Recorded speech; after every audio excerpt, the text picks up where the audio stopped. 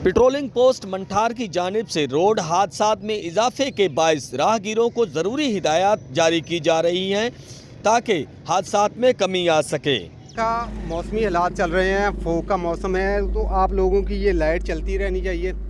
ये इसको एक्टिवेट करें। अगर लाइट नहीं है तो आपके पास ये इस तरह के चमक पट्टी मिल जाती है, इधर शॉप से आप उधर से ले लें।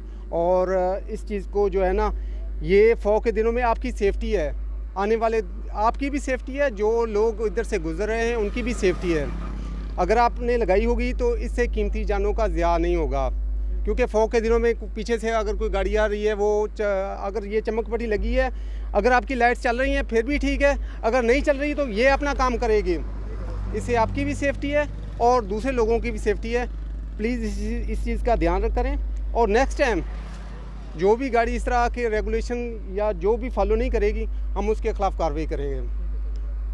ठीक है, नेक्स्ट टाइम आपको इस बार हम वार्निंग दे रहे हैं। नेक्स्ट टाइम अगर आपकी गाड़ी या इसके ऊपर अगर ये दूसरी तरपाल लाजमी होनी चाहिए, अगर तरपाल ना हुई तो नेक्स्ट टाइम आपके ख़िलाफ़ अगर महकमाना कार्रवाई की जाएगी तो आपको इससे इस चीज़ पर कोई नहीं होगा कि हमारे ख़िलाफ़ क्यों कार्रवाई कर दी गई है।